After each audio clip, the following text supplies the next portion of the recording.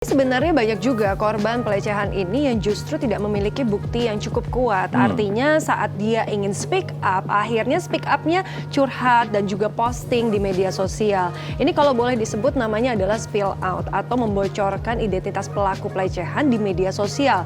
Ternyata ini juga bisa berbahaya dan menjadi blunder bagi korban itu karena sendiri. saat ini kan kita berhadapan dengan undang-undang ITE yang kayak pasal karet ya kan. Betul. Nah ini mereka selain bisa terjerat undang-undang ITE, ini juga bisa dikatakan mencari sensasi atau misalnya menyebarkan atau mencemarkan nama baik seseorang. Nah, oleh karena itu kita juga harus berhati-hati. Lebih baik mencari informasi ke berbagai support community yang dapat memberi pendampingan apabila kita merupakan korban pelecehan seksual. Betul sekali.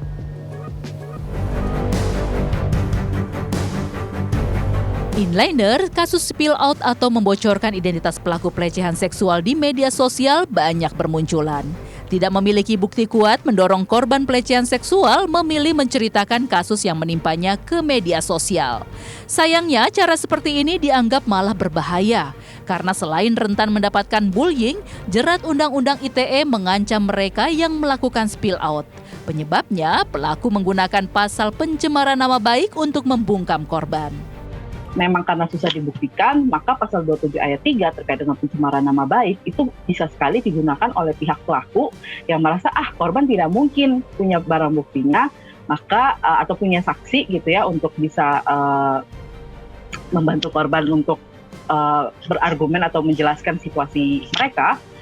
Pelaku kemudian pasal 27 ayat 3 ini digunakan untuk membungkam korban itu sendiri gitu, karena dianggap sudah mencemarkan nama baik pelaku.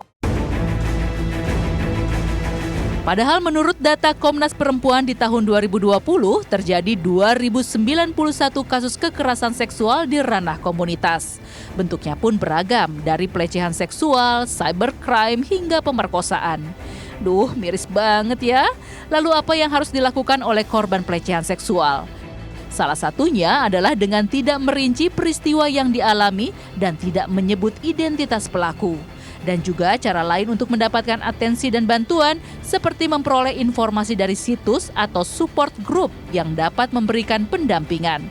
Salah satunya adalah situs cari layanan yang memberikan bantuan bagi korban kekerasan berbasis gender. Dalam situs ini, korban atau pendamping korban dapat memilih pertolongan apa yang dibutuhkan, serta memilih kota yang paling dekat dengan tempat tinggalnya. Setelah itu, hubungi kontak yang tertera agar bantuan atau pertolongan bisa segera didapat. Ada satu hal yang paling penting ya inliners, jika kita mendapat pelecehan seksual, jangan pernah bercerita di media sosial karena sangat berbahaya. Tapi untung banget ya, karena memang baru beberapa waktu yang lalu saya juga mengalami hal yang serupa. Dan ini terjadi justru ke anak saya sendiri di media sosial, dia dilecehkan justru. Maka informasi ini penting banget ya. Tadinya kalau kita sebagai ibu ingin banget langsung bereaksi dengan tegas dan kembali membalasnya di media sosial. Tapi akhirnya tidak saya lakukan karena tadi justru membahayakan justru. Oke, tidak hanya membahayakan kamu tapi juga si buah hati ya. Nah kadang-kadang kita juga bingung, kita harus lapor kemana? Tadi sudah ada salah satu opsinya.